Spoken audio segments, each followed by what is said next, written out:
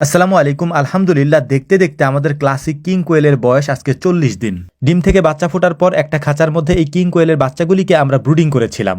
বাচ্চাগুলিকে brooding শেষ হওয়ার পর ওই খাঁচা থেকে আমরা আর বের করি নাই, কারণ আমাদের নতুন সেটআপটা আমরা এখনো পর্যন্ত তৈরি করতে পারিনি। এ কারণে ওরা ওই খাঁচার মধ্যেই ছিল। তো আলহামদুলিল্লাহ, আজকে আমরা আরো 50 পিস কিং কোয়েলের ডিম সংগ্রহ করেছি। এই ডিমগুলি আজকে আমরা ইনকিউবেটর মেশিনের মধ্যে দিয়ে দেব।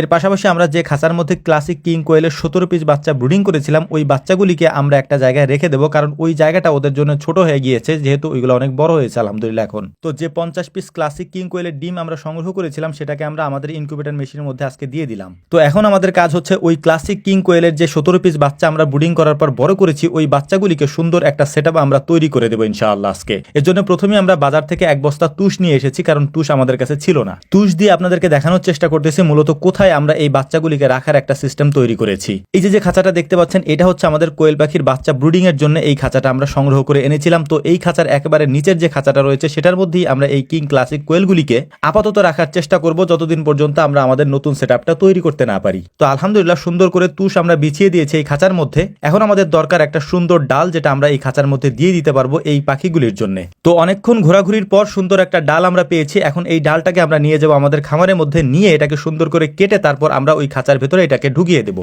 আর একটা বিষয় না বললেই না, এই ক্লাসিক কিং কোয়েলগুলি দেখতে এত সুন্দর হয়েছে, যেটা না দেখলে আপনারা বুঝতে পারবেন না। ইনশাআল্লাহ সেটা আমি আপনাদেরকে দেখানোর চেষ্টা করব। তো আলহামদুলিল্লাহ, ডালটা আমাদের কাটা হয়ে গিয়েছে। এখন এই ডালটাকে নিয়ে যাব আমরা ওই খাঁচার মধ্যে দেওয়ার জন্য। তো ডালটা আমরা সুন্দর করে ভেতরে দিয়ে দিলাম। দেওয়ার পরে আমরা দেখার চেষ্টা করতেছিলাম যে এটা দেখতে কেমন লাগে। তো দেখলাম যে মাশাআল্লাহ, দেখতে এটা অনেক সুন্দর লাগতেছিল। তো যাই হোক, আলহামদুলিল্লাহ, মোটামুটি আমাদের সেটআপটা তৈরি করা শেষ। এখন হচ্ছে মূল পর্ব। আমাদের যে কোয়েল পাখিগুলি আছে, মানে ক্লাসিক কিং কোয়েলগুলি আছে, সেগুলিকে আমরা এখান থেকে তুলে নিয়ে ওই খাঁচার মধ্যে দিয়ে দিব, মানে ওদের জন্য যে নতুন সেটআপটা আমরা তৈরি করেছি সেটার মধ্যে দিয়ে দিব। তো দেখতেই পাচ্ছেন কত ছোট একটা জায়গার মধ্যে ওরা ছিল, মানে এখানে ওদেরকে ব্রুডিং করা হয়েছিল। ব্রুডিং করার পর এখান থেকে আমি আর বের করি নাই, এখানেই ওরা ছিল প্রায় 40 দিন পর্যন্ত। তো মাশাআল্লাহ, এগুলোকে আমরা এখন ছেড়ে দিচ্ছিলাম আমাদের এই ছোট খাঁচার মধ্যে, মানে ওদের জন্য যে সেটআপটা আমরা তৈরি করেছি। দেখতেই পাচ্ছেন মাশাআল্লাহ, ওরা দেখতে কত সুন্দর। মানে কিং ক্লাসিক কোয়েলগুলির ডিম আমি সংগ্রহ করে নিয়ে এসেছিলাম বাচ্চা ফুটানোর জন্য। বাচ্চা ফুটানোর পর এগুলি থেকে এরকম সুন্দর সুন্দর মানে কোয়েল পাখি আসবে, এটা আমি নিজেও ভাবতে পারি নাই। আমি ভিডিওতে দেখেছি এবং ছবিতে দেখেছি এগুলো অনেক সুন্দর হয়, কিন্তু এগুলো দেখতে যে এত সুন্দর হয় সেটা আমার নিজেরও জানা ছিল না।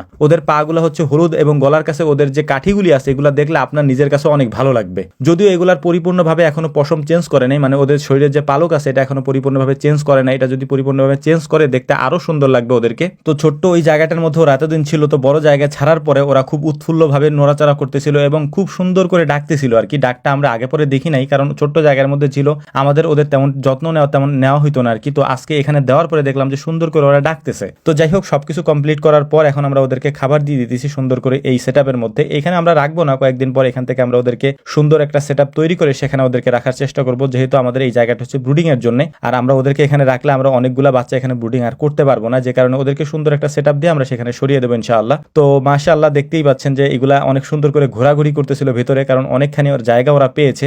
আর এরপরে যে বাচ্চা ডিমগুলি আমরা দিয়েছি, ওইগুলার থেকে বাচ্চা ফোটার পরে সেগুলো আমরা আপনাদেরকে দেখানোর চেষ্টা করবো ইনশাআল্লাহ। তো আমাদের জন্য দোয়া করবেন, আমাদের খামারের জন্য দোয়া করবেন। আল্লাহ তাআলা যেন আমাদের ব্যবসায় বারাকা দান করেন। আল্লাহ রাব্বুল আলামিন আপনাদেরকে ভালো রাখুন, আমাদেরকেও ভালো রাখুন। আসসালামু আলাইকুম ওয়া রাহমাতুল্লাহ।